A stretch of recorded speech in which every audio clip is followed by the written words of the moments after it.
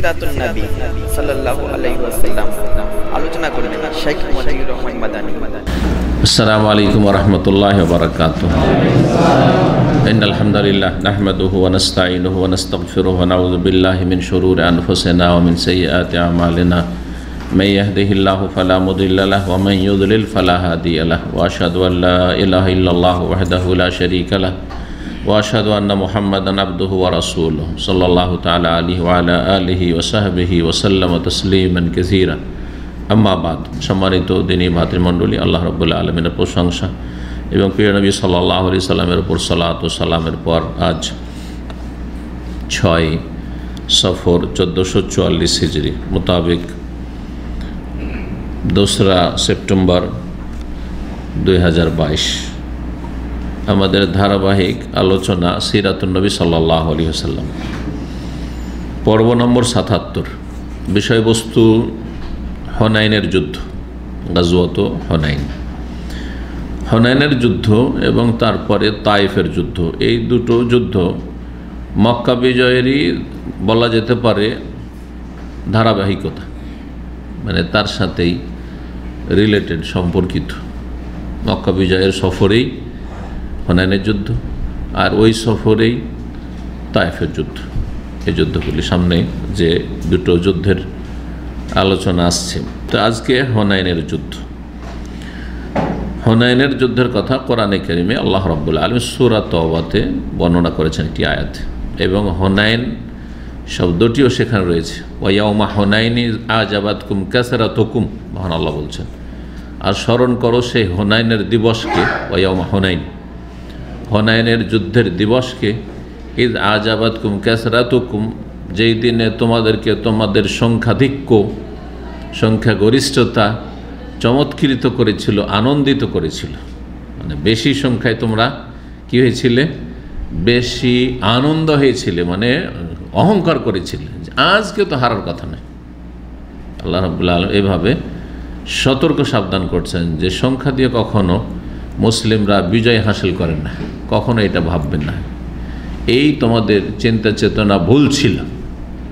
বেশ কিছু সাহাবায়ে কেরাম, আর বিশেষ করে নতুন নতুন যারা ইসলাম গ্রহণ করেছে, আবেগী হয় নতুন যারা আসে বেশি, তাই না? নতুন হেদায়েত হচ্ছে অনেক আবেগ, আমাদের চেয়ে তো অনেক বেশি। ইসলামকে নিয়ে রাতারাতি বিপ্লব নিয়ে আসতে চায়। আজকে তো হারার কথা না, আল্লাহ এটা পছন্দ করেননি।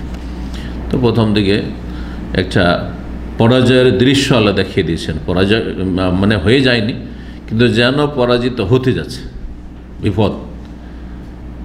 এই কঠিন মুহূর্ত পার করার পরে আল্লাহ রাব্বুল আলামিন তখন আবার বিজয় দান করলেন তার খাস রহমতে। এটা হচ্ছে সংক্ষেপে হুনাইন যুদ্ধের কথা। তো হুনাইন যুদ্ধ নবী করিম সাল্লাল্লাহু আলাইহি ওয়াসাল্লাম মক্কা বিজয়ের পরে হুনাইনের উদ্দেশ্য করলেন। মক্কা বিজয়ের জন্য এসেছিলেন কখন দেখি, কতটা মনে আছে? 17 রমজানে। আর রমজান মাসটা কাটলো, তারপরে 6 শওয়াল। তো শওয়াল মাসের 6 দিন, আর এদিকে 13, কত দিন হলো? 19 দিন। 19 দিন। এই জন্যই কিছু কিছু হাদিসে রয়েছে যে মক্কা বিজয় সফরে বা নবী সাল্লাল্লাহু আলাইহি ওয়াসাল্লাম সফরে 19 দিন ছিলেন। 19 দিন ছিলেন, হ্যাঁ। এই 19 দিন কেটে গেল মক্কা বিজয়, আর বিভিন্ন যে কার্যক্রমগুলি ছিল এর সাথে সম্পর্কিত এগুলি সারতে তারপরে 6 শওয়াল রওনা হলেন হুনাইনের উদ্দেশ্যে। মক্কা বিজয়ের পরে হয়েছিল কি, এর প্রেক্ষাপট কি, কেন হুনাইনের যুদ্ধ করতে হলো, এই যুদ্ধের জন্য কেন যেতে হলো, কেন মক্কা বিজয়ের পরে মদিনায় ফিরে চলে গেলেন না রাসূলুল্লাহ সাহাবায়ে কেরাম? মক্কার পাশে তায়েফ শহর, বড় শহর, তখনকার যুগে প্রসিদ্ধ শহর। এই দুটো শহর কোরআনে কারিমে এই দুটো শহর সম্পর্কে কাফেরদের মন্তব্য উল্লেখ করে বলেছেন, লাউলা নুজ্জিলা হাযাল কুরআন আলা রাজুলিন মিনাল কারইয়াতাইন আযীম। যদি কোরআন আল্লাহ নাজিল করবেই, আসমানি কিতাব, আসমানি বিধান, তাহলে একটা ইয়েতিমকে কেন আল্লাহ রসুল করবে? আর একটা গরিবকে কেন একটা রসুল করবে? হ্যাঁ, যার বাপ নেই, মা নেই, হ্যাঁ, আর তাকে কেন নবী রসুল করবে? রসুল নবী হবে বড় একজন নেতা, 2টি যে নগরী রয়েছে লাউলা নুজিলা হাযাল কোরআন, এই কোরআন কেন নাযিল করা হইল না আলা রাজুলিন মিনাল কারিয়াতাইন আযীম, আসলে ছিল আলা রাজুলিন আযীম, কোনো মহান ব্যক্তির ওপর, রাজুলিন আযীম মহাপুরুষের ওপর। তাদের কাছে মাপকাঠি ছিল কি? হ্যাঁ, ক্ষমতা আর পয়সা। মহান ব্যক্তির মাপকাঠিটা শুধু আজকাল যে মানুষ পয়সা দেখে বড় মনে করে আর ক্ষমতা দেখেই বড় মনে করে এটা নয়, তখন এটা জাহিলিয়াতের যুগের চরিত্র। হ্যাঁ, কাফেরদের এটি মন্তব্য, পথভ্রষ্টদের দাঁড়িপাল্লা এটাই মাপকাঠি, যে মানুষ বড় হয় কিসে? পয়সাতে আর নেতৃত্বে। তো তারা বলেছিল যে এই দুই শহরের, দুই জনপদের কোনো মহান ব্যক্তির ওপর কেন কোরআন নাযিল করা হলো না? দুই শহর বলতে মক্কা আর তায়েফকে উদ্দেশ্য করে তারা বলেছিল। পাশের শহরই তায়েফ, জানা আছে তায়েফের দূরত্ব, জি প্রায় 250 কিলোমিটার, জি বা 100 কিলোমিটার বেশি, 100 কিলোমিটার বেশি, জি। তো এই তায়েফ আর মক্কার মাঝে বেশ কিছু গোত্র, আরব গোত্র বংশ বসবাস করত। সেসব বংশগুলির মূল হচ্ছে কাইস আইলান। এদের যারা নেতৃস্থানীয় ব্যক্তি তারা একত্রিত হইল এখন পরামর্শের জন্য। এখন এরা ইসলাম গ্রহণ করেনি, কুফরের ওপর। সর্বশেষ এই তায়েফ অঞ্চলের লোকেরা ইসলাম গ্রহণ করেছে, আরব উপদ্বীপে, জাজিরা আরাবিয়াতে। আরও কিছু ছিল যারা পিছিয়ে ছিল, কিন্তু বাকি মানে শেষ যে শক্তি ইসলামের বিরুদ্ধে মাথা চাড়া দিতে পারে আরব জগতে, তারা হচ্ছে এই এলাকার লোকেরা, তায়েফ এবং তায়েফের আশেপাশের লোকেরা। আর তায়েফের লোকেরা নবী সাল্লাল্লাহু আলাইহি ওয়াসাল্লামের সাথে মক্কি জীবনে দুর্ব্যবহার করেছে, সেই সফরের কথাও জানা আছে আপনাদের। এরা পরামর্শের জন্য একত্রিত হলে নেতৃস্থানীয় লোকেরা কাফের বিভিন্ন গোত্রের, এইসব গোত্রের মধ্যে উল্লেখযোগ্য আর বড় গোত্র ছিল হাওয়াজেন, বা বংশ ছিল হাওয়াজেন আর সাকিফ। হাওয়াজেন এবং সাকিফ বংশ তায়েফের আশেপাশে বসবাস করত। হাওয়াজেন তায়েফ আর মক্কার মাঝামাঝি এসব এলাকায়। তারা আপোষে আলাপ আলোচনা করলো যে মুহাম্মদ সাল্লাল্লাহু আলাইহি ওয়াসাল্লাম, তারা তো নবী বলবেন না, মুহাম্মদ বলতে, মুহাম্মদ রাসূলুল্লাহ সাল্লাল্লাহু আলাইহি ওয়াসাল্লাম তার বংশের বিরুদ্ধে লড়াই করে বিজয় হয়েছে, অবসর হয়ে গেছে। মানে যেটা বড় বিরোধী দল ছিল মুহাম্মদ সাল্লাল্লাহু আলাইহি ওয়াসাল্লামের, সেটাকে নির্মূল করে ফেলেছে। এখন আমরাই হচ্ছি টার্গেট মুহাম্মদ সাল্লাল্লাহু আলাইহি ওয়াসাল্লামের, এরপরে আমরাই হচ্ছি টার্গেট। সুতরাং মুহাম্মদ সাল্লাল্লাহু আলাইহি ওয়াসাল্লাম আমাদের দিকে উদ্দেশ্য করে যুদ্ধ করতে আসার আগে আমরাই এগিয়ে যে যুদ্ধ শুরু করি, তাকে আসার সুযোগ দেব না, যাতে করে মনোবল শক্তিশালী না হয়। এটা হচ্ছে একটা যুদ্ধের ক্ষেত্রে কৌশল, জি। যে ফোঁস করে তাকে মানুষ ভয় করে, আর যে যত নরম হবে তার উপর চেপে বসে, এটা হচ্ছে শক্তিশালী মানুষদের বদ স্বভাব, এটা বদ চরিত্র মানুষের। তো আমরা আগে বেড়েই গিয়ে হামলা করে দিই মুহাম্মদ সাল্লাল্লাহু আলাইহি ওয়াসাল্লাম এবং তার সাথী সঙ্গীদের ওপর। সুতরাং তারা দৃঢ় সংকল্প হইল যুদ্ধ করার জন্য, আমরা যুদ্ধ করব।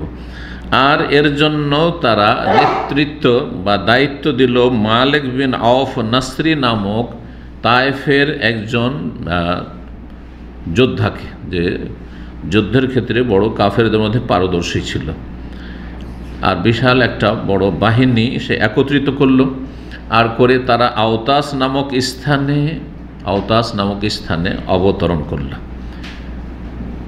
তারা শুধু একা যোদ্ধারা আসেনি, যোদ্ধাদের সাথে তাদের পরিবারের নারীরা, শিশুরা এবং ধন সম্পদ, ওট, ছাগল, তাদের ওটের পাল, ছাগলের পাল ছিল, সব নিয়ে হাজির হয়েছে। এমনকি টাকা পয়সা, ধন সম্পদ, পয়সা কড়ি যা আছে সব নিয়ে হাজির হয়েছে। এই যোদ্ধা মালিক বিন আওফ ভাবলো যে সবকে নিয়ে আমরা হাজির হই লড়াইয়ের জন্য, যাতে ফিরে না আসে কেউ। কারণ শুধু জয় পরাজয়ের বিষয় নয়, এখানে যদি হেরে যাই, পরাজিত হই, তাহলে আমাদের নারীরা বন্দী হবে, শিশুরা বন্দী হবে, আর তারপর আমাদের ধন সম্পদ সব যাবে, সর্বহারা হয়ে যাব। সুতরাং ফিরার কথা না, যাতে করে কেউ ফিরে না পালিয়ে আসে। এই উদ্দেশ্য নিয়ে সবাই কিনে হাজির হলো। তাদের মধ্যে একজন প্রবীণ জ্ঞানীগুণী ব্যক্তি ছিল দুরাইদ ইবনে সাম্মাহ, যেই ব্যক্তি বড়ই চালাক চতুর মানুষ ছিল এবং জ্ঞানী মানুষ। সেই ব্যক্তি শুনতে পেল কচিকাচাদের আওয়াজ, ছোট ছোট বাচ্চাদের কান্নার আওয়াজ আসছে, বাচ্চাদের শব্দ পাচ্ছি, নারীদের শব্দ পাচ্ছি, এমনকি গবাদি পশুর শব্দ পাচ্ছি। কি ব্যাপার এই এলাকা, আওতাস এলাকায়? তখন সে জিজ্ঞাসা করলো, এই যে প্রধান সেনাপতি বা দায়িত্বশীল এই যুদ্ধের মালিক বিন আউফ নাসরি তায়েফের, তাকে জিজ্ঞাসা করলো কি ব্যাপার, লড়াই করতে এসছো কিন্তু এখানে বাচ্চাদের আওয়াজ কেন, মহিলাদের আওয়াজ, বাচ্চাদের আওয়াজ, এই পশুর আওয়াজ, এসব শুনছি কেন? তখন সে বলল যে আমার উদ্দেশ্য হচ্ছে যে কেউ যেন ফিরে না পালায়। হ্যাঁ, নিজের স্ত্রীকে রক্ষা করার জন্য, ছেলে মেয়েদেরকে রক্ষা করার জন্য, ধন সম্পদ রক্ষা করার জন্য জান দিয়ে দেয় কিন্তু ফিরে না যায়, এই উদ্দেশ্যে সবকে নিয়েই হাজির হয়েছে। তখন এই লোক, জ্ঞানী ব্যক্তি, সে মন্তব্য করলো যে তুমি গরু ছাগলের রাখাল, তুমি প্রধান সেনাপতি হইতে পারো না, তুমি একটু ছাগলের রাখাল। মানুষ যখন পরাজিত হয়ে যায় তখন কোনো কিছু তাকে বাধা দিতে পারে পালাতে। মানুষ যখন পরাজিত হয়ে যায়, উপায় নেই, তখন আর চিন্তা করেন আমার স্ত্রী কী হবে, আমার ছেলে মেয়ের কী হবে, আর আমার ধন সম্পদ জান বাঁচাইতে হবে।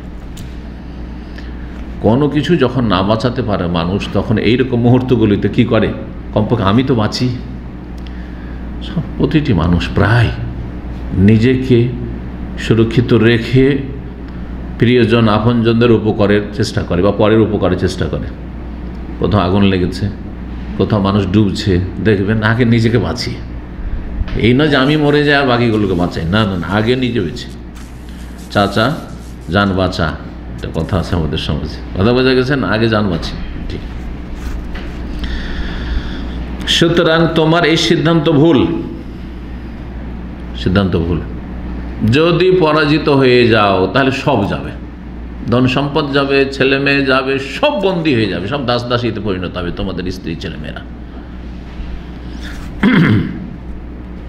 এবং যখন পরাজিত হয়ে পালাবে রণক্ষেত্র থেকে, স্ত্রীর সামনে ছেলেমেয়ের সামনে এর চাইতে বড় লাঞ্ছনা আর কিছু হইতে পারে না। যে স্ত্রীর সামনে লাঞ্ছিত, কাপুরুষ, ছেলে মেয়েদের সামনে কাপুরুষ, তাদেরকে ছেড়ে পালিয়ে যাচ্ছ, না, চোখের আড়ালে থাকো, হারবে হারবে, কিন্তু অন্তত স্ত্রী ছেলেমেয়েরা তো দেখলো না এই দৃশ্য। এই সিদ্ধান্ত তোমার ভুল। পরামর্শ দিল সেই ব্যক্তি যে না, এদের সবকে ফিরিয়ে পাঠিয়ে দাও, যেখান থেকে এসছো, যে যে গ্রামের লোক, অঞ্চলের লোক, তাইফের আশেপাশে সব এইসব এলাকার, তোমরা ফিরে চলে যাও। কিন্তু এই মতটি তার পছন্দ হলো না, নিল না, না না না, এটা আমি মানব না।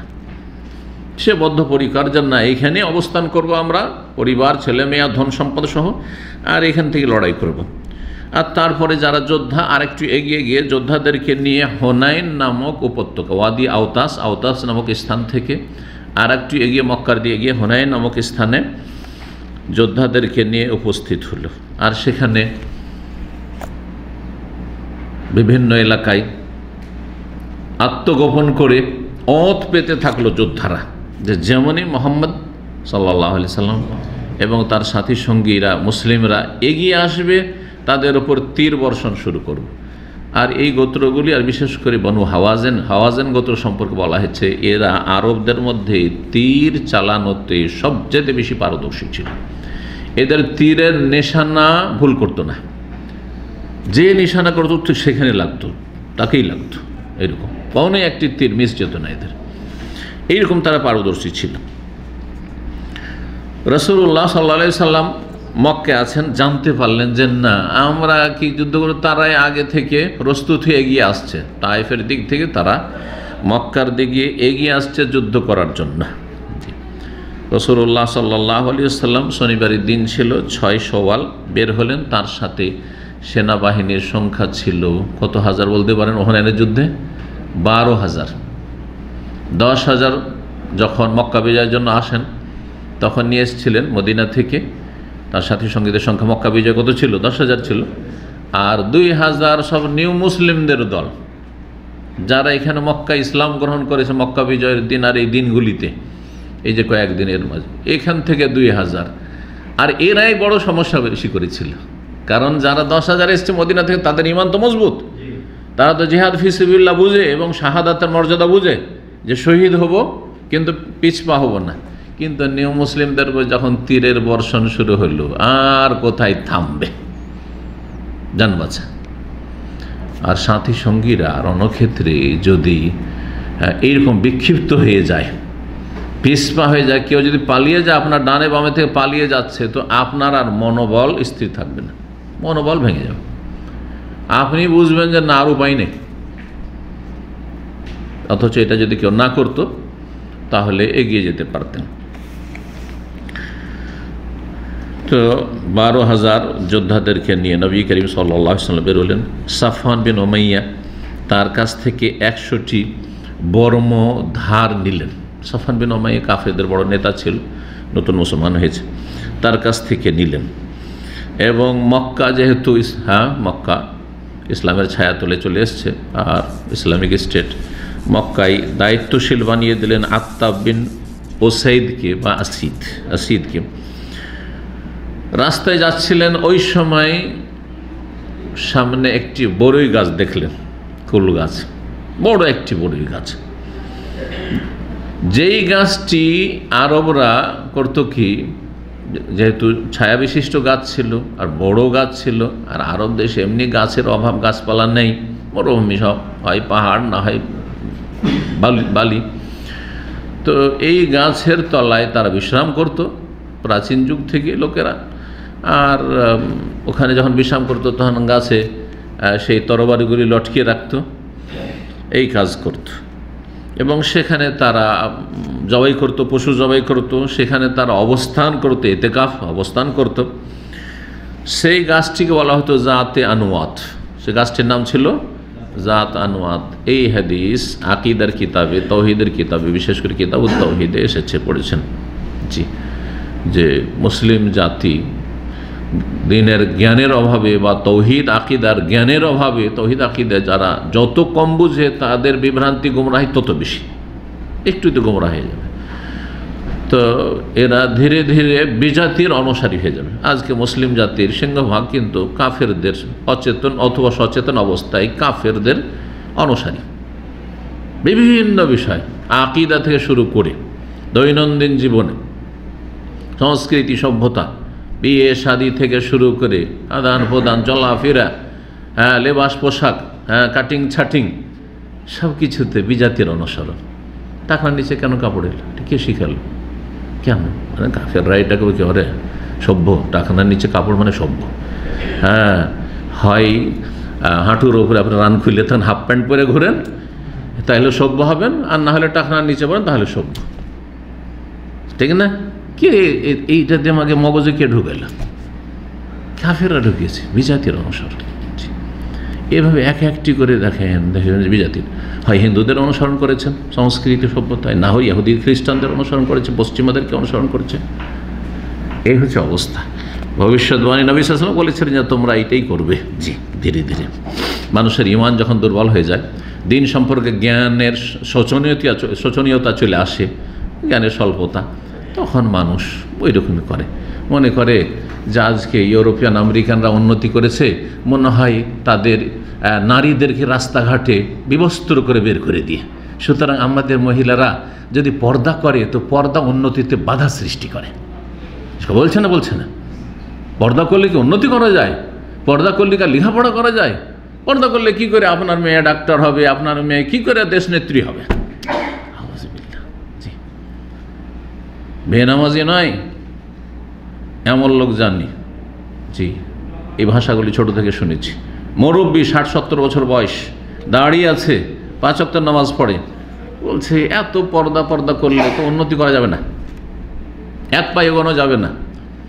তারপরে বলছে, তখন বেনজির ভুট্টো ছিল পাকিস্তানের প্রধানমন্ত্রী, তখন বলছে সে তাকে চিনি, মারা গেছে, আল্লাহ মাফ করুক এদের অজ্ঞতা।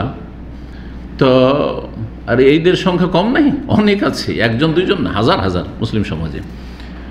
আচ্ছা, যদি পর্দা করতো তো বেনজির কি প্রধানমন্ত্রী হইতে পারতো? কথা বুঝছে? বুঝছেন, এই হলো অবস্থা। তো কাফেরদের অনুকরণ করবে, এই নিউ মুসলিমরা গিয়েছে আর দেখ ওই গাছের কাছ দিয়ে অতিক্রম করছে, একে অপরকে বলতে লাগলো যে এই গাছটা তো সত্যি এটা তো কাফের মুশরিকেরা এই গাছটার শ্রদ্ধা সম্মান করে, আর এখানে বড় সম্মানের সাথে এহতেরামের সাথে এসে তারা অবস্থান করে, আর এখানে তারা গাছে তাদের হাতিয়ারগুলি লটকিয়ে রাখে। তো আমাদেরও যদি এরকম একটা হইতো তাহলে ভালো হইতো। কি ভাষাটা বলেছিল তারা? ইজআল্লানা যাতা আনওয়াত কামা লাহুম যাতা আনওয়াত। ইয়া রাসূলুল্লাহ, ইয়া আল্লাহ রাসূল সাল্লাল্লাহু আলাইহি সাল্লাম, ইজআল্লানা যাতা আনওয়াত, আমাদেরকেও এইরকমই একটা গাছের ব্যবস্থা করে দেন যেটা আমরা তাজিম করব, এহতেরাম সম্মান করব, আর সেখানে আমরাও আমাদের অস্ত্রগুলি লটকাবো, সেখানে আমরা অবস্থান করব, মাঝে মাঝে আসবো, জিয়ারা করব।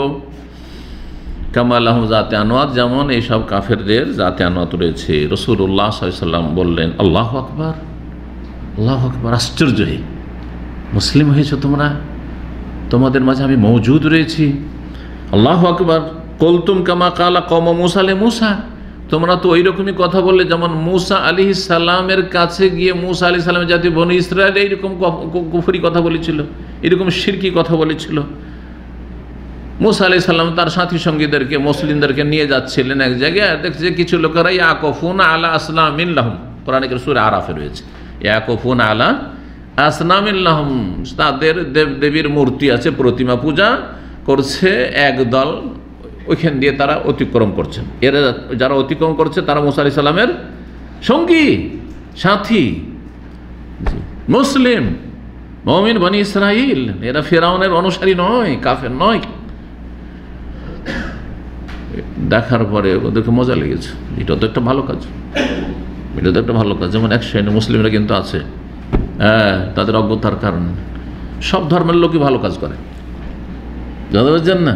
সব ধর্মের লোক আপন আপন ধর্ম সবাই ভালো করে, যারা ধার্মিক তারা সবাই ভালো কাজই করে, সব তাদের কাছে ভালো কাজ। মানে ধার্মিকতা হইলেই হইল, সেটা যে কোনো ধর্ম, মানব রচিত ধর্ম হোক, আর শিরক কুফরি ধর্ম হোক, প্রতিমা পূজার ধর্ম হোক, তৃতীয়বাদের ধর্ম হোক, রোহিতকৃত ধর্ম হোক, অসার ধর্ম হোক, যে ধর্মের মানব জাতির ওপর কোনো রকমের সুপ্রভাব নেই, কিছুই নেই, জি, শুধু ব্যাস ধর্ম। এটা হচ্ছে কি সম্পৃক্ততা, যে আমি খ্রিস্টান ধর্মের অনুসারী, ব্যাস, আর কিচ্ছু নেই। ব্যক্তি জীবনে, পারিবারিক জীবনে, সমাজে, তার অর্থনীতিতে সেই ধর্মের, তার দিনদারিতার কোনো রকমের প্রভাব নেই। এটা মুসলিম জীবন হইতেই পারে না। একজন মুসলিমের জীবনের প্রতিটি ক্ষেত্রে তার দিনের প্রভাব, সুপ্রভাব থাকবে, জি, তাকে বদলে দেবে। সে মিথ্যা কথা বলে না, সে চুরি করে না, সে ধোঁকাবাজি করে না, সে কারো টাকা পয়সা মেরে খায় না, ইত্যাদি ইত্যাদি। সে মানুষের আমানতে খেয়ানত করে, যতগুলি ভালো দিক রয়েছে, কিসের জন্য? তার ধার্মিকতা, তাকওয়া, আল্লাহকে ভয় করে। এটা কি আছে অন্যদের মধ্যে? কখনো না। তো মূসা আলাইহিস সালামকে ওই লোকেরা বলেছিল, ইজআল্লানা ইলাহান কামা লাহুম আলিহা, এদের যেমন অনেক মাবুদ আছে, মূসা শুধু এক আল্লাহর ইবাদত করবে, এক আল্লাহর ইবাদত করছি, আমাদেরও কিছু এইরকম প্রতিমা দেবদেবী দেন, যেসব দেবদেবীর আমরা পূজা করব, যেমন এদের দেবদেবী রয়েছে, পূজা করছে। ইজআল্লানা ইলাহান কামা লাহুম আলিহা, কমপক্ষে একটা আরেকটা দেখে ইবাদত করি, আল্লাহকে না দেখে ইবাদত করছি, দেখে ইবাদত করি। এলাহান এক বচন, কামালাম আলিহা, এদের তো অনেকগুলি প্রতিমা আর মূর্তি আছে, তারা পূজা করছে, আমাদের একটা তো দেন। আল্লাহু আকবার। তখন মূসা আলাইহিস সালাম কি বলেছিলেন? ইন্নাকুম কওমুন তাজহালুন, তোমরা বড় মূর্খ জাতি, তোমরাকে শিরক কুফরি থেকে বের করে কত কষ্ট করে নিয়ে আসলাম, তাওহীদ শিখাইলাম, আকীদা শিখাইলাম, আর এত রাতারাতি আমি তোমাদের মাঝে সাথে আছি, আর বলছে ইজআল্লানা ইলাহান কামা লাহুম আলিহা, আমাদেরও দেবদেবী লাগবে পূজা করার জন্য, চোখে দেখে।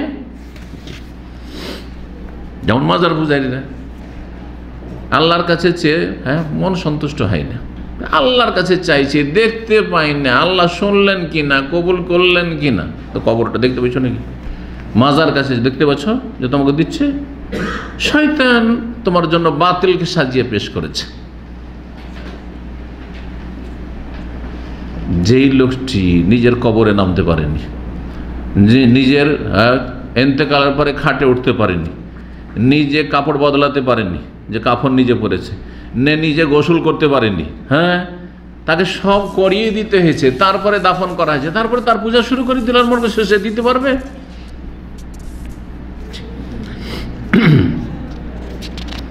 ইন্নাকুম কওমুন তাজহালুন, মুসা আলাইহিস সালাম বলেছেন তোমরা বড় মূর্খ জাতি। নবী সাল্লাল্লাহু আলাইহি ওয়াসাল্লাম বললেন তোমরা ওই রকমই মূর্খ জাতি, তোমাদেরকে হেদায়েত করলাম, লা ইলাহা ইল্লাল্লাহ শিখাইলাম, আর তোমরা বলছো যে আমাদেরও জাত আনওয়াতে এরকম একটা গাছ লাগবে।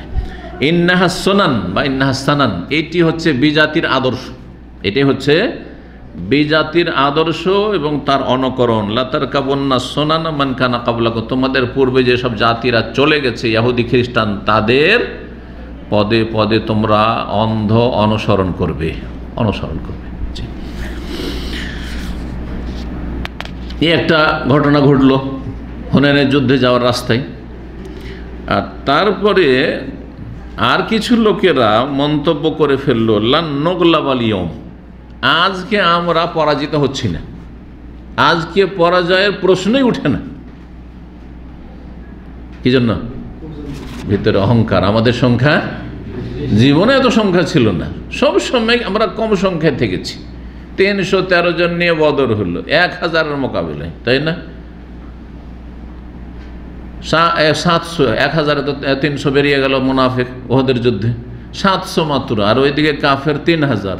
এইভাবে যে কোনো জায়গায় দেখা যাচ্ছে যে সংখ্যা অনেক কাফেরদের তুলনায়, কিন্তু আল্লাহ রাব্বুল সবসময় কি করেছেন? বিজয় দান করেছেন, বিজয় দান করেছেন।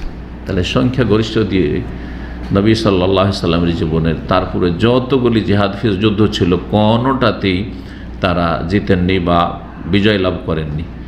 তারপরেও এই রকমের মন্তব্য, যাতে আল্লাহ অসন্তুষ্ট হইলেন এবং রাসূলুল্লাহ অসন্তুষ্টি প্রকাশ করলেন। কিছু লোকের এরকম কথা যখন বলেছিল, ফাশাক্কা যালিকা রাসূলুল্লাহ আলা রাসূলিল্লাহ সাল্লাল্লাহু আলাইহি ওয়াসাল্লাম, রাসূলুল্লাহ সাল্লাল্লাহু আলাইহি ওয়াসাল্লামকে খুব খারাপ লাগলো কথাটি।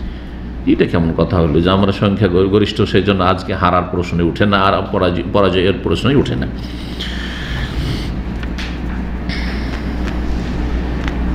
বৈকাল হয়েছে, তখন একজন অশ্বারোহী নবী সাল্লাল্লাহু আলাইহি সাল্লামের সংবাদদাতা এসে সংবাদ দিল যে হাওয়াজান বংশের লোকেরা বেরিয়ে এসেছে, তাদের নারী, শিশু এবং তাদের যে গবাদি পশু, উট, ছাগল যা কিছু আছে, বকরা বকরি, সব নিয়ে হাজির হয়েছে। রাসূলুল্লাহ সাল্লাল্লাহু আলাইহি সাল্লাম এই কথা শোনার পরে মুচকি হাসি দিলেন, শুনে হাসি দিলেন আর বললেন তিলকা গনিমতুল মুসলিমিন গাদান ইনশাআল্লাহ, আগামীকালকে এগুলি মুসলিমদের গনিমতের সম্পদ হবে, মুসলিমদের হস্তগত হবে।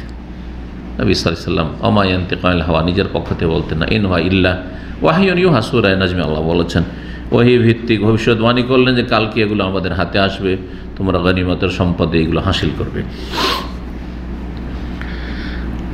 শাওয়াল মাসের 10 তারিখের রাত, 10 তারিখ, কয় তারিখে বেরিয়েছিলেন?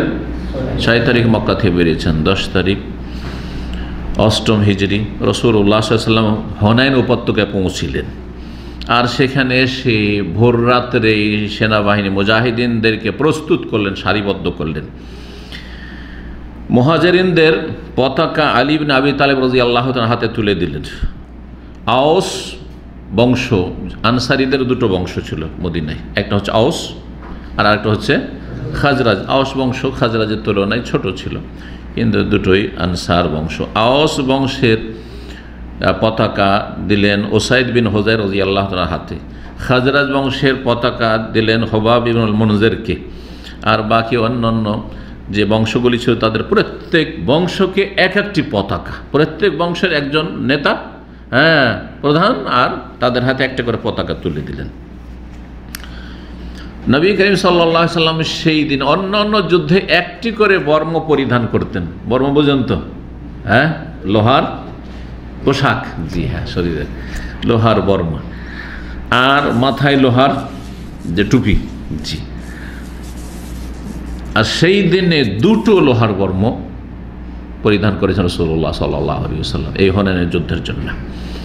এমন নয় যে নবী সাল্লাল্লাহু আলাইহি ওয়াসাল্লাম শুধু পিছনে বসে আছেন তাঁবুতে আর আয়েশা আরাম করছেন আর এইদিকে লড়াই করছে, যেমন আজকালকার গণতন্ত্রের যারা খাদেম, তাতে নেতারা এবং নেতাদের ছেলেমেয়েরা কেউ হতাহত হয় না। আচ্ছা, একটা দেখান তো, আমি এই কথাটাই এক জায়গায় পড়লাম, সেই জন্য বলছি আপনাদেরকে, যে কোনো জায়গায় দেখেন যে নেতা অথবা নেতাদের ছেলেমেয়েরা আপনাদের মিছিলে এসে মার খেয়েছে আর রক্তে রক্তিত হয়েছে অথবা মারা গেছে? আছে? কেউ নেই। তাদের ছেলেমেয়েরা পশ্চিমে পূর্বে ভোগবিলাসের জীবনযাপন করছে, দেশের খরচে তারা বেহিসাব তারা খরচ করছে। যত দুনিয়ার হারাম হালাল ভোগ করতে হয় সব ভোগ করছে, একাকার করে দিচ্ছে হালাল হারামকে। আর এইসব মিসকিন মূর্খ, আর এই মূর্খদের ছেলেরা স্কুল কলেজ ইউনিভার্সিটির ছেলে মেয়েদেরকে রাস্তাতে লেলিয়ে দিচ্ছে যে তোমরা আমাদের জন্য মারামারি করো। এত বেকুব জাতি আমরা, আমাদের এই বুঝটা নেই। কেন এগুলো করতে যাবো আমরা? ও আনফুসাকুম আহলিকুম নার, নিজেকে বাঁচাও, নিজের পরিবারকে জাহান্নাম থেকে বাঁচাও। আল্লাহ রাব্বুল আলামিনের কোরআনে কারীমের প্রতি আমাদের আমলের তৌফিক দান করুন। তো যাই হোক, রাসূলুল্লাহ সাল্লাল্লাহু আলাইহি সাল্লাম সেনাবাহিনী প্রস্তুত করলেন, আর সেনাবাহিনী ধীরে ধীরে সারিবদ্ধভাবে এগিয়ে যেতে লাগলেন সেই উপত্যকার দিকে। উপত্যকায় নামছেন এখন, কিন্তু উপত্যকার বিভিন্ন দিকে পাহাড়ে যে আত্মগোপন করে লুকিয়ে আছে কাফের সেনাদল আর প্রস্তুত হয়ে আছে তীর নিয়ে, এটা তাদের জানা ছিল না। আল্লাহ ইচ্ছা করলে তো ওহীতে জানিয়ে দিতেন, কিন্তু আল্লাহ জানাননি। কেন? যে তোমরা যে অহংকার করেছো সংখ্যাগরিষ্ঠতা, তো ঠিক আছে, সংখ্যাগরিষ্ঠ দিয়ে জিতবে, সংখ্যাগরিষ্ঠতা দিয়েই তোমরা যে বিজয় লাভ করবে, তো একটু দেখো, একটু স্বাদটা চেখে নাও। যেই সময় সেনা বাহিনী মুসলিমদের সাহাবাই কেরামগণ অবতরণ করছিলেন,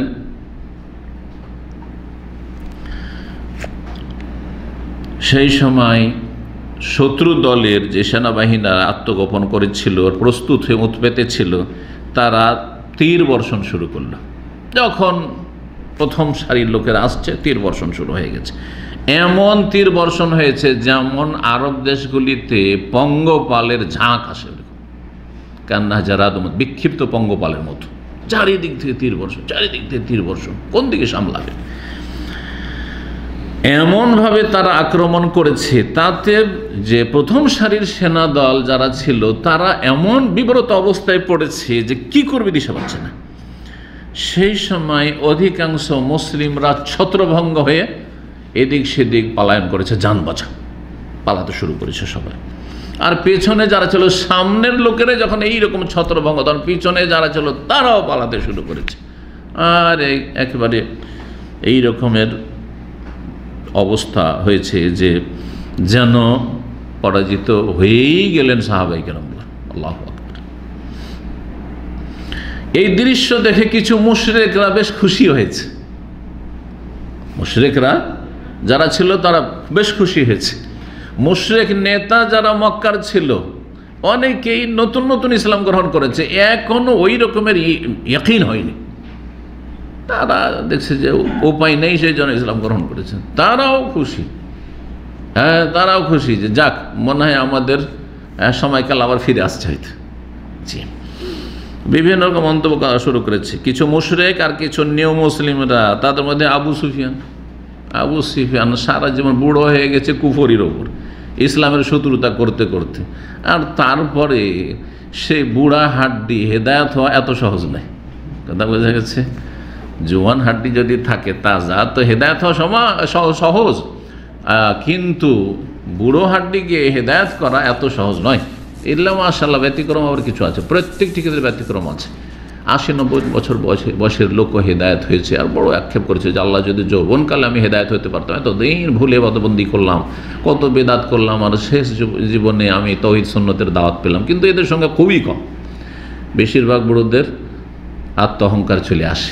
আখাযাতুল ইজ্জাতু বিল ইসম, পাপে উদ্বুদ্ধ করে তাদের মান সম্মান, মান পজিশন কি হবে? এতদিন বললাম আল্লাহ নিরাকার, আজকে বলবো যে আল্লাহর আকার আছে, আল্লাহর হাত আছে, আল্লাহর চেহারা আছে, কোরআনে আছে, ঠিক আছে, কিন্তু মেনে নেওয়া যায় না, বড় মুশকিল। জি, এলমের ক্ষেত্রে যারা বড় বড় বেদাতি আলেম, এই জন্য হেদায়েত হইতে পারে না। জাতি কি বলবে? যে এতদিন কি খেয়ে পড়েছিলে? ঘাস খেয়ে পড়েছিলে, আমাদেরকে সঠিক কথা বলতে পারো নাই? নিজের মান সম্মান নিয়ে না, আমাদেরটা ঠিক আছে। এতদিন মোনাজাত করে এলাম, সম্মিলিত মোনাজাত, আর এখন যদি ছেড়ে দিত, মান সম্মানের ব্যাপার, লোকে কি বলবে? আরে লোকে কি বলবে? লোকে আরো প্রশংসা করবে যে দেখো এর মধ্যে গোড়ামি নেই, এতদিনে বুঝতে পেরেছে, তা হাকিক এতদিন তো হয়নি, গবেষণা হয়নি, আলহামদুলিল্লাহ, এটা ভুল। কিন্তু মানুষ মনে করে যে না, এতে মনে হয় আমি ছোট হয়ে যাবে। না, কখনো না, হক মানলে কেউ ছোট হয় না। তো যাই হোক, এ আবু সুফিয়ান বলল, কি মন্তব্য করলো, লা তানতাহি হাজিমাতুহুম দুনাল বাহর, এরা যেভাবে পালাইতে শুরু করেছে লোহিত সাগরের আগে এরা থামবে না। মানে এমন পালাচ্ছে এরা যে এরা আর ফিরে আসার প্রশ্নই ওঠে না রণক্ষেত্রে। মানে এদের হার নিশ্চিত, পরাজয় নিশ্চিত মন্তব্য করল। সাফওয়ান বিন উমাইয়ার এক ভাই, সে বলছে যে কোথায় আজকে ভোর রাত্রে বীর যোদ্ধাগুলি সব গেল কোথায়? ভোর রাত্রে যে সব সারিবদ্ধ হয়ে বীর যোদ্ধা সব প্রস্তুত হয়েছে লড়াইয়ের জন্য, এগুলো গেল কোথায়? ছত্রভঙ্গ কোথায়, খুঁজে পাওয়া যায় না কেন? মানে কি করছে? উপহাস করছে দিয়ে। তৃতীয় জন বলছে মন্তব্য করে, আবশের বেহাজিমাতে মোহাম্মদ ওয়াসাবিহি, সুসংবাদ যে আজকে মোহাম্মদ পরাজিত হচ্ছে, তার সাথী সঙ্গীরা পরাজিত হচ্ছে। সুসংবাদ দিচ্ছে। কি অবস্থা! এটাকে বলে দুশ্মন হাসা। এটা কি বলে? দুশ্মন হাসা। যদি আপনার সাথে বিদ্বেষ শত্রুতা থাকে, কোনো একটা কষ্ট হয়, একটু হাসপাতালে গেছেন, ভালো হয়েছে, মরবে মনে হয়, হ্যাঁ ভালো হয়েছে, দাদা বোঝা গেছে, কিছু একটা হইলি হল। আমরা যদি স্বেচ্ছায় সৌদি আরব ছেড়ে চলে যাই, তাও দেখবেন বেদাতিরা গুজব রটিয়ে দেবে যে সৌদি আরব থেকে বের করে দিয়েছে। করবে না? এত বিদ্বেষ আছে বেদাতিদের আমার বিরুদ্ধে, যে ভালো করে বুঝতে পারছি। জি হ্যাঁ, তো আল্লাহ রাব্বুল আলামিন যেন ওদেরকে কখনো খুশি হওয়ার আর হাসার সুযোগ আল্লাহ না দেয়। লা তুসমিত বিনাল আদা ওয়াল হাসিদিন। জি, নবী সাল্লাল্লাহু আলাইহি সাল্লাম আশ্রয় কামনা করেছেন, আল্লাহুম্মা ইন্না নাউযু মিন জাহদিল বালা ওয়া দারাকিশ শাকা ওয়া সুইল কাযা ওয়া শামাতাতিল আদা। দুশমন হাসা থেকে আশ্রয় কামনা, দুশমন হাসার সুযোগ আল্লাহ দিও না তুমি। তো যাই হোক, আবশির বিহাজিমাতে মুহাম্মদ ওয়া আসহাবি বলছে, সুসংবাদ, মুহাম্মদ এবং তার সাথী সঙ্গীদের পরাজয়, সুসংবাদ দিচ্ছে। তারপরে বলছে, ওয়াল্লাহি লা ইয়াজবুরুনা আবাদা, এই পরাজয়ের কখনো এই ঘাটতি পূরণ করতে পারবে না। এই ঘাটতি পূরণ করতে পারবে না, এমন পরাজয় যে এটাকে কখনো স্বাভাবিক অবস্থায় নিয়ে আসতে পারবে না, মন্তব্য করে ফেলে। সাফওয়ান বিন উমাইয়া এসব মন্তব্য শুনে সে ইসলাম গ্রহণ করেছেন, যদিও সেও নি মুসলিম। তার ভাইয়ের এই খারাপ মন্তব্য আর একজন এদের মন্তব্য শুনে সে রাগান্বিত হইল না, সে ইসলাম গ্রহণ করে, অথচ মুশরিক ছিল। বলছে মুশরিক। ইকরামা বিন আবি জাহল, সে নিউ মুসলিম ছিল, সেও রাগান্বিত হলে যে এইরকম মন্তব্য কেন করলে, এসব মন্তব্য কেন, এগুলো আমাদের কাজে আসবে না, এগুলো আমাদের ক্ষতি করবে। কারণ এই কথাগুলি যদি ওয়াহির মাধ্যমে রাসূলুল্লাহ সাল্লাল্লাহু আলাইহি ওয়াসাল্লাম জেনে নেন, আল্লাহ জানিয়ে দিতে পারেন, তাহলে আমাদের আরও তোমার বিপদ ডেকে নিয়ে আসবে এইসব খারাপ বিরূপ মন্তব্য করে।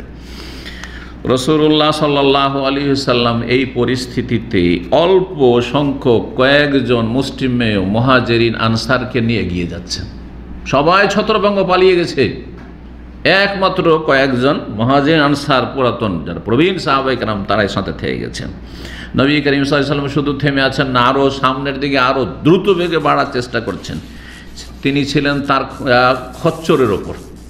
খচ্চর বুঝেন তো, গাধার চাইতে একটু বড়, ঘোড়ার চাইতে ছোট, খচ্চর ওপর ছিলেন, দুশমনদের দিকে এগিয়ে যাচ্ছিলেন।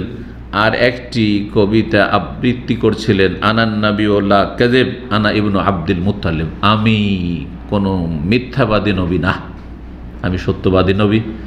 ও আনা ইবনু আব্দুল মুত্তালিব, আর আমি, আমার বংশীয় মর্যাদা আল্লাহ দিয়েছেন, আমি হচ্ছে আব্দুল মুত্তালিবের সন্তান। আব্দুল মুত্তালিবের সন্তান। আব্দুল মুত্তালিব এক তো আরবদের মধ্যে সবচেয়ে শ্রেষ্ঠ বংশ কুরাইশ, আর কুরাইশের মধ্যে সবচেয়ে শ্রেষ্ঠ গোষ্ঠী হচ্ছে বনু হাশেম, হাশেম গোত্র। আর হাশেমের যে ছেলেরা, 4 ছেলে, তার মধ্যে সবচাইতে শ্রেষ্ঠ এবং যিনি সর্দার তিনি আব্দুল মুত্তালিব। আমি আব্দুল মুত্তালিবের সন্তান। আব্দুল মুত্তালিবের সন্তান নবী সাল্লাল্লাহু আলাইহি ওয়াসাল্লাম আব্দুল মুত্তালিবের নাতি, পোতা, তাই না, মানে ছেলের ছেলে।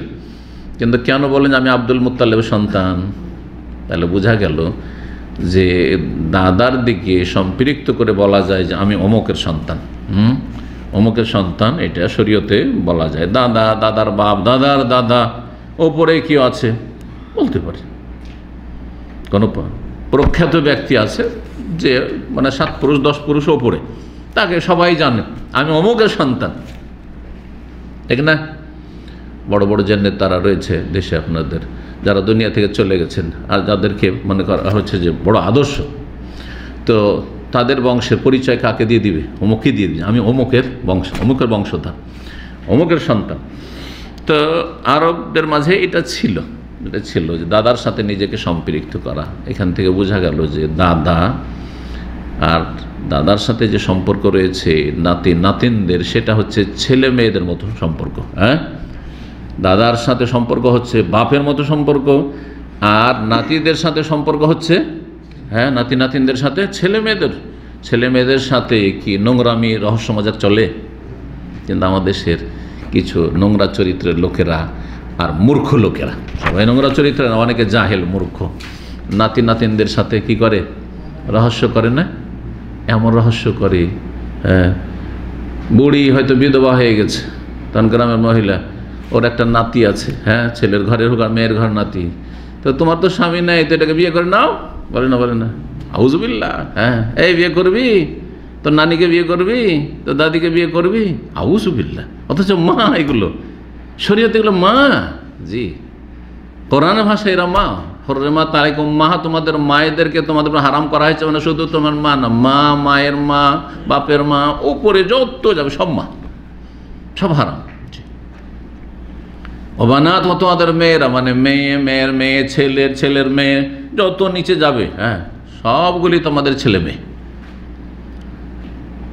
তারপরে দাদা নানা নাতিনকে রহস্য করে, কিরে তুই তো বড় হয়েছিস, বিয়ে করবি, বিয়ে বসবি আমার সাথে? নাউযুবিল্লাহ, এগুলো নেই সমাজে।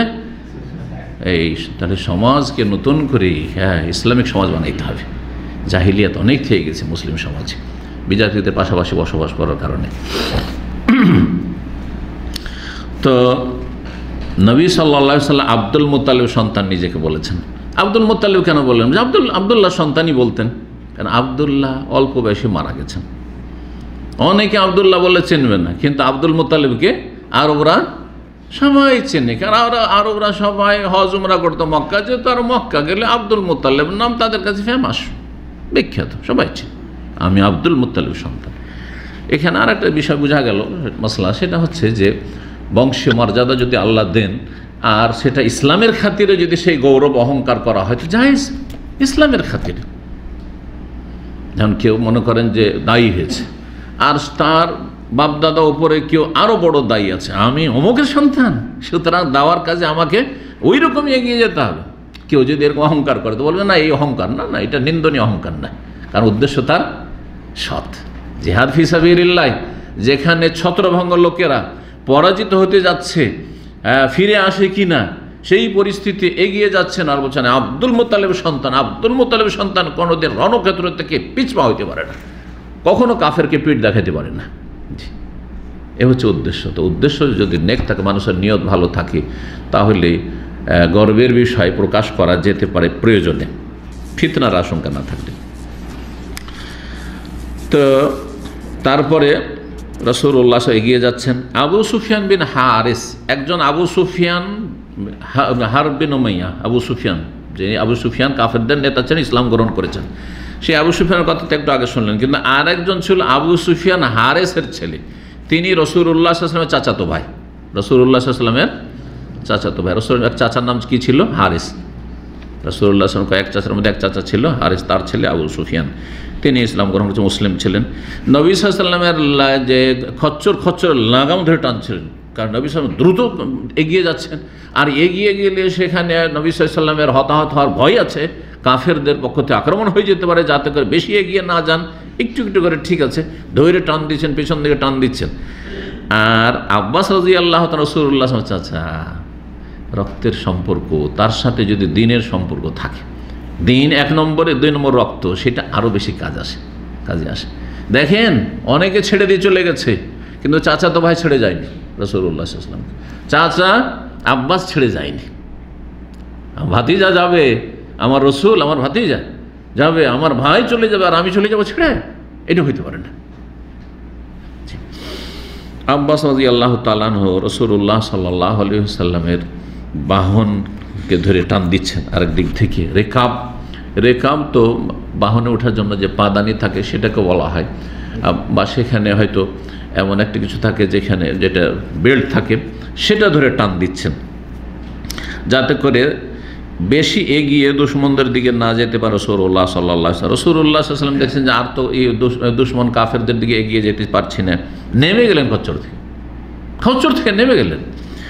আর তারপরে নেমে গিয়ে আল্লাহ রাব্বুল কাছে দোয়া করলেন, সাহায্য কামনা করলেন। আব্বাস রাদিয়াল্লাহু তাআলা আনহু চাচাকে বললেন যে চাচা, আপনার কণ্ঠ তো খুব বেশ শক্তিশালী, আপনি খুব জোরে আওয়াজ দিয়ে ডাক দেন সাহাবাই কেরামদেরকে যারা ছত্রভঙ্গে এদিক ওদিক চলে গেছে, সবাই ফিরে আসুক, যে তোমরা ফিরে আসুক। কোথায় যাচ্ছ খেয়াল নেই যে আমরা রাসূলুল্লাহ ছেড়ে দিয়ে চলে গেছি? রাসূলুল্লাহ কোথায়, আমরা কোথায় পালাচ্ছি, খেয়াল নেই। মানুষ যখন বিব্রত এরকম হয়ে যায়, কঠিন মুহূর্ত যখন চলে আসে, তখন হুঁশ দিশে থাকে না, দিশেহারা হয়ে যায়। এইরকম পরিস্থিতি তৈরি হয়ে গেছিল।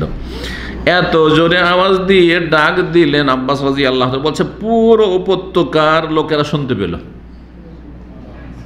নাম ধরে ধরে। আর তাদের যে বিভিন্ন গুণগুলি, বৈশিষ্ট্যগুলি রয়েছে, সেই বৈশিষ্ট্যগুলো হলো আইনা আসহাবুস সামরা, ওই গাছের তলায় যারা বায়াত করেছিল হুদাইবিয়ার সন্ধিতে 1400 সাহাবাই কেরাম, তারা সবাই ছিলেন। কোথায় তোমরা 1400 লোক, কোথায় চলে গেলে তোমরা রাসূলুল্লাহ ছেড়ে?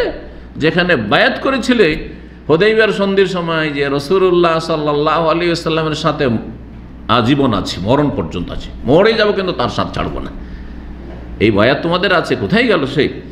কোথায় তোমরা ফিরে আসো?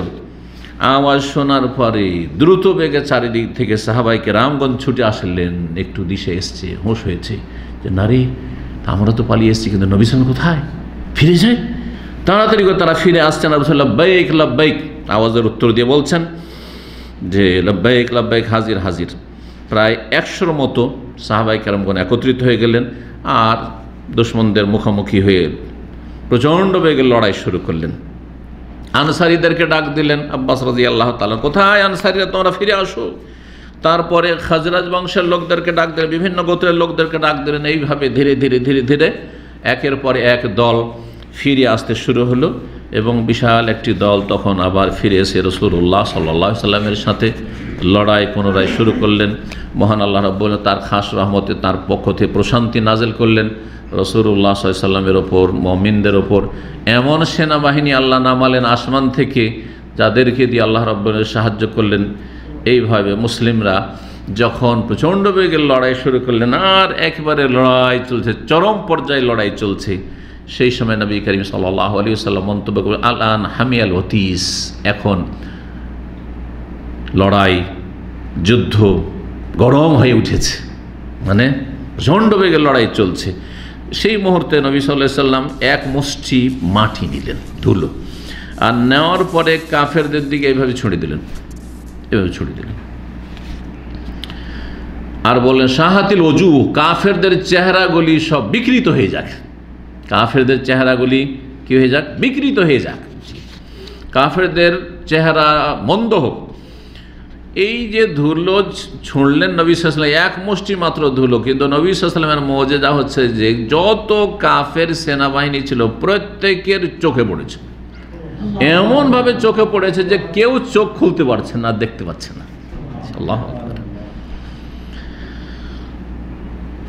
একজনও দেখতে পাচ্ছে না। আর দেখতে পায় না তো যাবে কোথায়? হ্যাঁ, দেখতে পাচ্ছে না তো সামনে যাবে কোন দিকে? কিছুতে দেখতে পায় না, কে সামনে আছে, কে তাকে মারতে আসছে না, কি অবস্থায় আছে, কিছু বুঝতে পারছে না। তখন পালাতে শুরু করলো সব। আল্লাহ রাব্বুল আলামিন এইভাবেই বিজয় দিয়ে থাকেন, অসাধারণ আল্লাহ রাব্বুল আলামিন কুদরতের বহিঃপ্রকাশের মাধ্যমে। এমনভাবে তারা বিক্ষিপ্ত হয়ে পালাতে শুরু করলো। তখন মুসলিমরা তাদের পিছে ছুটলেন, কাউকে যাকে পেলেন হত্যা করলেন, কাউকে বন্দি করলেন, আর তারপরে যত তাদের নারীরা আর শিশুরা ছিল সবগুলিকে বন্দি করে হাজির করলেন। কারণ তারা সবাইকে নিয়ে এসেছিল এই আশায় যে তাহলে কেউ পালাবে না, কিন্তু তাকে আর থামে। যখন মানুষ পরাজিত হয়ে যায় তখন নিজের জান বাঁচাবার জন্য আপ্রাণ চেষ্টা করে, আর কারো খেয়াল থাকে না। সেদিন খালিদ বিন ওয়ালিদ রাদিয়াল্লাহু তাআলা আনহু আহত হয়েছিলেন, বেশ কিছু আহত হয়েছিলেন। আর ওই দিনে এই দৃশ্য দেখার পরে যখন দেখলেন যে হুনাইনের যুদ্ধেও নবী সাল্লাল্লাহু আলাইহি সাল্লাম বিজয় লাভ করলেন, তখন মক্কার বেশ কিছু মুশরিকরা ইসলাম গ্রহণ করলো। যারা এখন পর্যন্ত ইসলাম গ্রহণ করেন এদিক সেদিক হয়েছিল তারা। মুশরিকদেরকে যখন তাড়াতে শুরু করলেন সাহাবায়ে কেরামগণ রাদিয়াল্লাহু তাআলা আনহুম, তখন তারা 3 ভাগে বিভক্ত হয়ে গেল, বিক্ষিপ্ত হয়ে। মুশরিকদের সেনাদল 3 ভাগে বিভক্ত হলো। এক দল তায়েফ পালিয়ে গেল, তায়েফে গিয়ে আশ্রয় নিল, তারাই ছিল সংখ্যাগরিষ্ঠ। আর এক দল নাখলা নামক স্থানে গিয়ে আশ্রয় নিল। তায়েফে যারা থাকে, নাখলা চেনেন? নাখলা চেনেন? এখন কিন্তু টুরিস্ট এরিয়ায়। আমি এবার গিয়েছিলাম তায়েফে, এই যে কয়েকদিন আগে ঘুরে এলাম, তখন বেশ কিছু সময় যেহেতু ছিলাম। তো নাখলা এলাকায় লোকেরা বললো যে এলাকায় লোকেরা সবচেয়ে বেশি আসে, টুরিস্ট এরিয়া। আর এক দল আওতাস নামক স্থানে তারা অবস্থান নিল।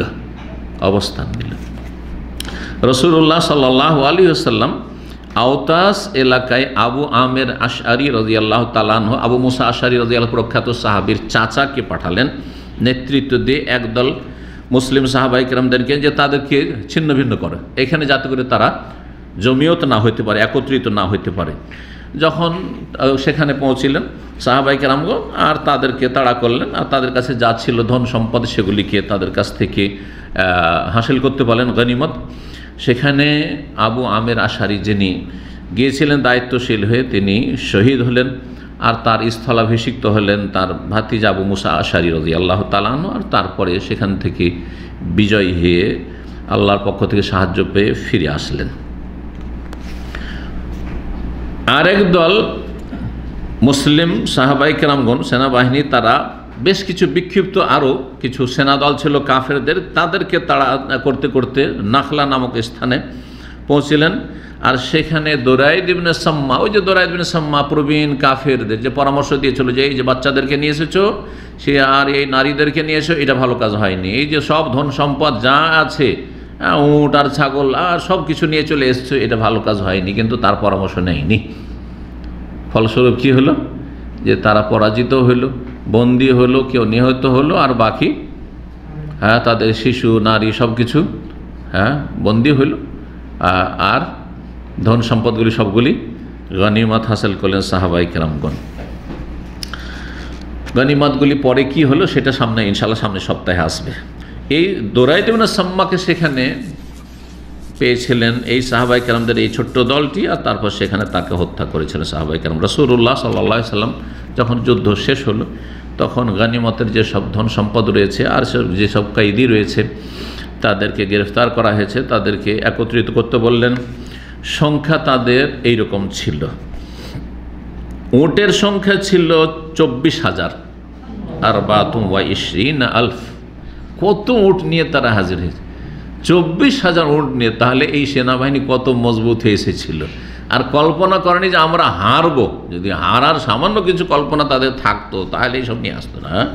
24,000 উট, 40,000-এর বেশি ছাগল আর মেষ, ভেড়া ভেড়ি ছাগল মিলিয়ে 40,000-এর বেশি ছিল। 4,000 রৌপ্য মুদ্রা, 4,000 শুধু না, 4,000 উকিয়া। আর এক উকিয়াতে 40 দিরহাম হয়। এক উকিয়া 40 দিরহাম হয়। তাহলে 4,000-কে 40 দিয়ে গুণ দেন। ওটা আবার কেউ গুণ দিয়ে আমাকে এটা বলেন, যারা কি 4,000-কে 40 দিয়ে, ক্যালকুলেটার দেন। 1,60,000 দিরহাম। আর দিরহাম হচ্ছে রৌপ্য মুদ্রা। দিরহাম বলা হয় রূপার চাঁদির টাকাকে, আর দিনার বলা হয় স্বর্ণ মুদ্রাকে। তো কত ছিল তাহলে? 1,60,000 দিরহাম গনিমতে টাকা পয়সা। এত ধন সম্পদ, টাকা পয়সা বেঁধে নিয়ে এসছে। আল্লাহ হস্তগত করবেন মুমিনদের।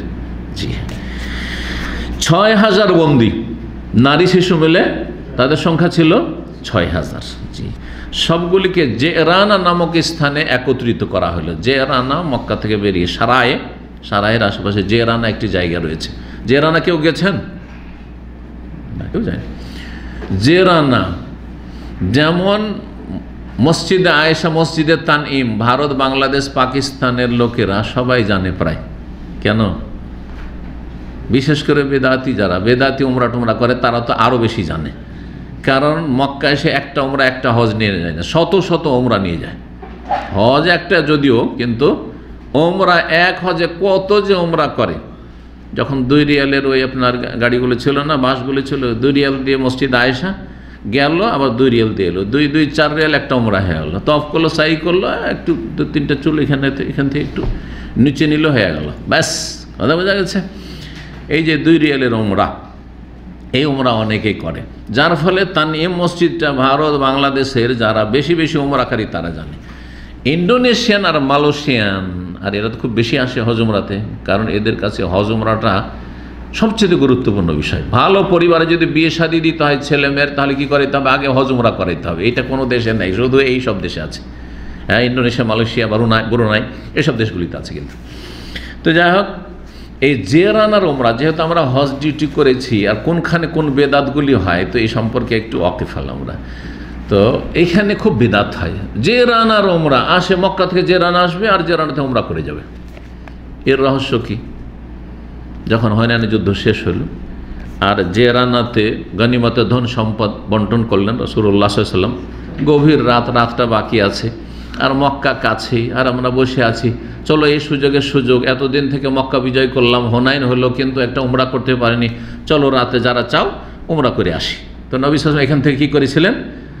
উমরা করেছেন, যেটি উমরাতুল জেরানার নামে প্রসিদ্ধ সিরাতের কিতাবে বা হাদিসের কিতাবে। ওই যে নবী সাল্লাল্লাহু আলাইহি ওয়াসাল্লাম একটা উমরা করেছেন, ওখান থেকে কারণবশত ফিরে আছে, চলো একটা উমরা করিনি। ওইটাকে কী করেছে এরা? সুন্নাত বানিয়ে দিয়ে সওয়াবের কাজ। আসলে মক্কা মদিনা আসলে কি করতে হবে? জেরানার একটা উমরা করতে হবে। জেরানা কোনো মিকাত নাই, কিন্তু জেরানা থেকে এইভাবে নবী সাল্লাল্লাহু আলাইহি ওয়াসাল্লাম ওই জায়গায় আছি, এসেছি জিহাদ শেষ হয়েছে, এখন একটা উমরা করে আসি। এই বিদাতটা ওই সব দেশের হাজিরা বা উমরাকারীরা করে থাকে। তো এই জেরানা নামক স্থানে নবী সাল্লাল্লাহু আলাইহি ওয়াসাল্লাম সবগুলিকে একত্রিত করলেন, আর সেগুলির দায়িত্বশীল বানিয়ে দিলেন সাহাবী মাসউদ বিন আমর গেফারি, আবু যার গেফারি রাদিয়াল্লাহু তাআলা আনহুর বংশের, বানু গেফার বংশের মাসউদ বিন আমর গেফারি রাদিয়াল্লাহু তাআলা আনহুকে, যে তুমি এগুলো দেখভাল করো, দেখাশোনা করো, আমরা উমরা করে আসি। আর ওখানে তার আগেই বিতরণ করেছিলেন। আর তারপরে ইনশাআল্লাহ তায়েফ যুদ্ধের বিষয়টি আসবে। তায়েফ যুদ্ধ শেষ হলে তারপরে গনিমতের ধন সম্পদ বিতরণের পরে সেই কাফেররা আবার ফিরে আসলো, আর আমরা ইসলাম গ্রহণ করলাম, তো আমাদের ছেলে মেয়েদেরকে ফিরিয়ে দেন, আমাদের নারীদেরকে ফিরিয়ে দেন, তো আমাদের ধন সম্পদ ফিরিয়ে দেন। এই মর্মে কি হলো ইনশাআল্লাহ তাআলা আগামী সপ্তাহে জানতে পারবেন। রব্বুল আলামিনের কাছে দোয়া করি, আল্লাহ রব্বুল আলামিন নবী করিম সাল্লাল্লাহু আলাইহি ওয়াসাল্লামের সিরাত সম্পর্কে সঠিক জ্ঞান অর্জনে তৌফিক দান করেন, এবং সিরাত থেকে সঠিক শিক্ষা নেওয়ার তৌফিক দান করেন। সমস্ত বিভ্রান্তি থেকে আল্লাহ রব্বুল আলামিন বাঁচিয়ে রাখেন। ও সাল্লাল্লাহু সাল্লাম নবিয়ানা মুহাম্মদ ওয়া আলা আলিহি ওয়া সাহবিহি আজমাইন।